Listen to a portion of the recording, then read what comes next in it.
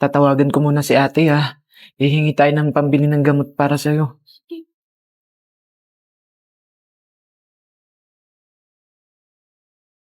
Napatawag to. Oh, Jay! Napatawag ka! Ate. Hihingi sana kami ng pera sa'yo. May malubhang sakit kasi si Sarina eh. Tsaka nung nakaraan pa niya ito dinaramdam. Ano? Wala bang sakit? Bakit hindi mo sinabi agad sa akin?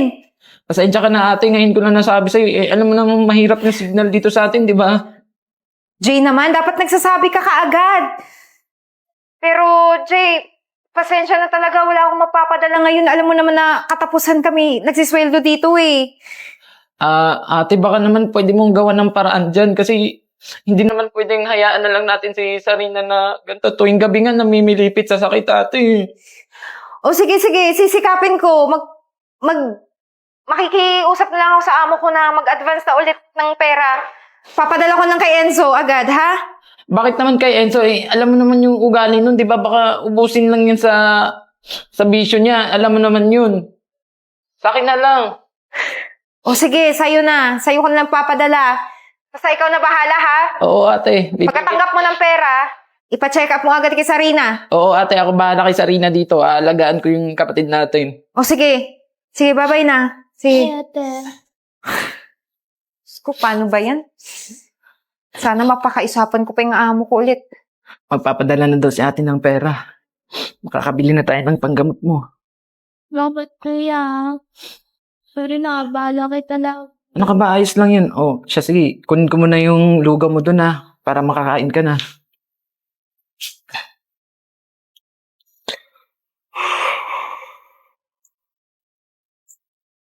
Jay, tumayo ka nga!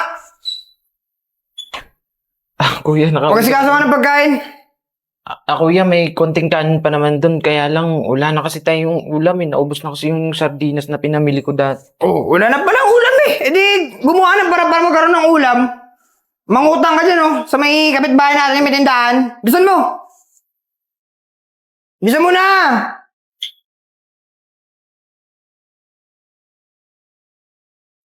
Hoy, Sarina! Bumangon ka dyan!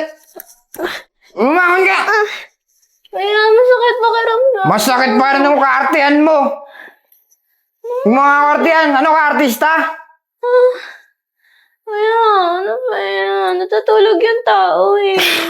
Kaysa itulog mo, mag-asikaso ka. Ang daming gawain dyan, oh. Ang daming hugasan sa lababo. May mga labaan pa. Sakit katawan ko, kuya. Ayoko. Huwag mo kaartihan. Magsigilos ka, kumilos ka! Kuya, ano ba? Tama na yan.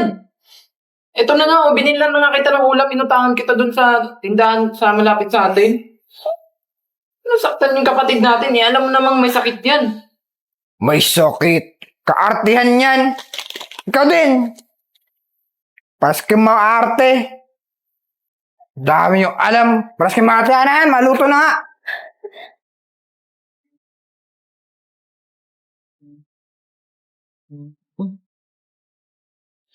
Hello, ate. O Jay, magandang balita.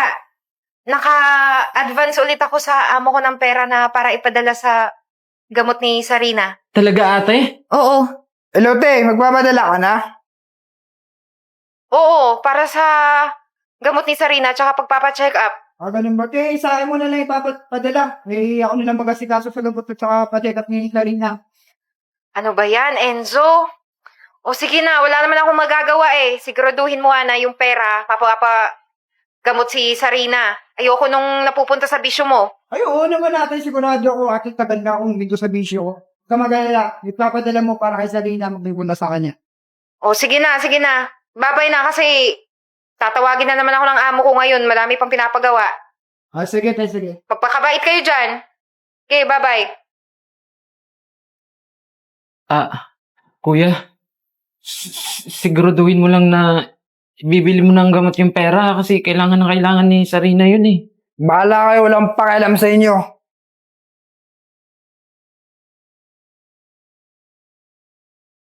Eden! Ma'am? Asan ang mga alahas ko? Ano pong alahas, ma'am? Mga alahas ko, di ba ikaw naglinis ng kwarto ko?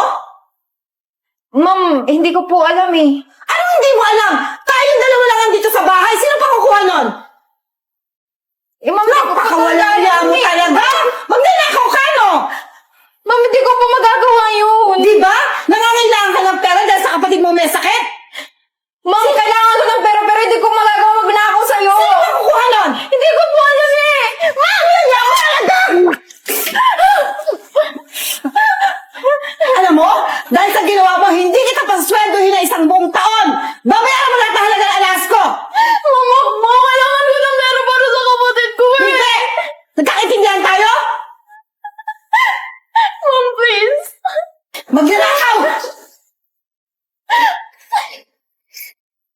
Pre, cheers. Sabi ka pare, ang tayo ng pera oh. Oo naman. Ano ka ba? Ganun tayo eh. Kung may pera, inom lang. Kuya. Mukhang naparami na po ata kayo ng inom ah. Eh, anong pakialam mo marami na ininom namin? Nagtatanong lang naman kuya. Ay, naman pala, wala naman problema eh. Nagtatanong ka pa. Siya nga pala. Asan na pala yung pera na pinadala ni ate? Nakabilin ka na ba ng gamot? Anong pinadala ni ate? Pinadala ni ate yun para sa akin. Para mambisyo ko. So, yung pabiling gamot, ito, 20. Pambili mo ng gamot. Bibili mo ng paracetamol yan na mawala yung sakit ng ulo. Kuya, 20? Asa na yung perang pinadala ni ate? Alam mo naman pambili ng gamot ni Sarina yun eh. Ano gagawin mo? Hanapin mo eh. Ubus na, wala na nga natira eh. Oh. Kuya, alam mo naman na may sakit yung kapatid natin. Tapos inubos mo lang sa bisyo mo. Pakialam mo. Kaya nga si Kuya Enzo wala nakapaka sa atin yan eh. Kuya, sumusobra ka na talaga eh, no? Wala ka talagang kwenta kapatid. Pati ba naman pera na pambili ng gamot na kapatid natin, nilustay mo? Nahihina ako. Sarina? Di ba? Ang galing umakting. Sarina, ano nangyari sa'yo? Alam mo, artista, ang galing umakting. Nagdadrama pa. Tulungan niyo, dalhin natin sa ospital! Sarina! Mga madrama nyo.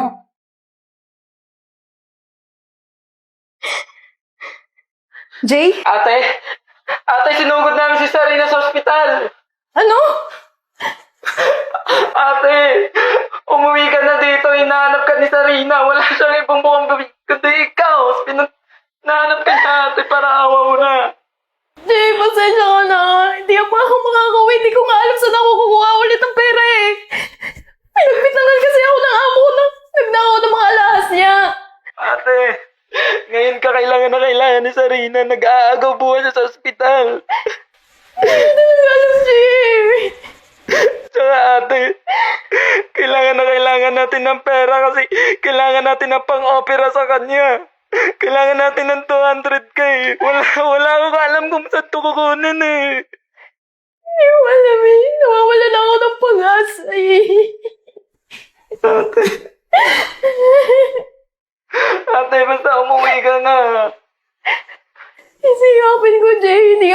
Hindi ko mapapromise sa'yo. Pero sisikapin ko.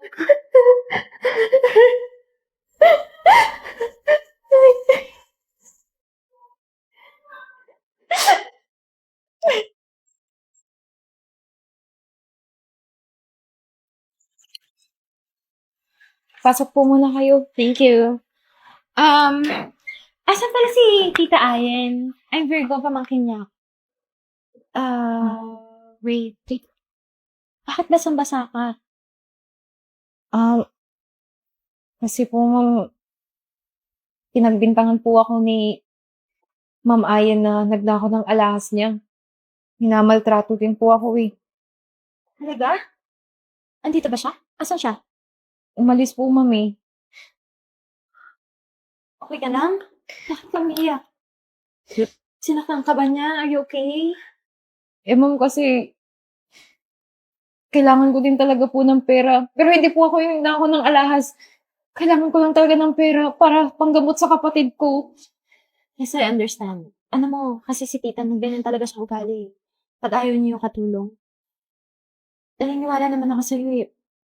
But, kailangan mo ng pera? Para saan? Para po kasi sa kapatid ko, kailangan pong opera. Nangangailangan akong 200,000. 200,000. Bakit ano sakit niya? May sakit po siya sa puso eh. Sige, naniniwala naman ako sa'yo eh. I can help you. Habang wala pa si tita, tutulungan kita. I-impakin mo lahat ng gamit mo. And kung kailangan mo ng pera, pahiramin kita. No. Bibigay ko na lang yun sa'yo. Sige na, ipahay ka na. Ma'am, sigurado ka po ba? Natatakot po ako eh. Baka anong gawin sa akin? Sigurado. Sige na, ipahay ka na. Punta natin yung kapatid mo. Sige po. Maraming salamat po. Sarina, lumaban ka. Inaantay ka pa ni ate. Sarina, lumaban ka. Huwag kang bibitaw.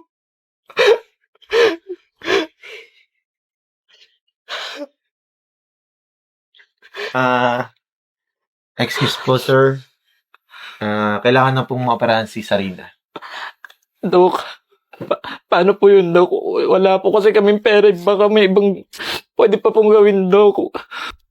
Sir, huwag na po kayo mag-alala. Binayaran na po lahat ng kapatid niyo. Bali, permahan niyo na lang po itong waiver Talaga, para Dok? sa operating room niya. Maiwan ko muna kayo, ayusin ko lang yung OR namin. Sige po, Dok. Ate! Serena! Serena, may pag-asa ka nang gumaling, kaya magpakatatag ka lang, ha? Ate, walang ibang mukhang bibig si Sarina. Lagi ka niya hinahanap. Sorry, ha? Nagtrabaho kasi si ate para sa atin, eh. Ma-opera na siya, huwag ka mag-alala. Pagdasal na lang natin siya.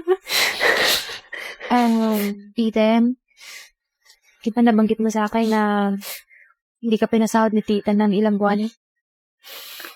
Eto pala yung sahod na hindi mo natanggap. Huwag ka kayo mag-alala sa mga gagastos sa ospital. Ano bahala dun? Maraming pong salamat, ha? Napakalaking tulong na po ito. Tatatawin ko to ng malaking utang na loob din sa inyo. Kung po salamat sa sahod mo yan, pinaghirapan mo yan. Tsaka, hindi talaga yung dawa ng tinta ko eh. But anyway, maiwan ko na kayo ha. Sige po, maraming salamat. Pag kailangan ka, tawagan mo lang.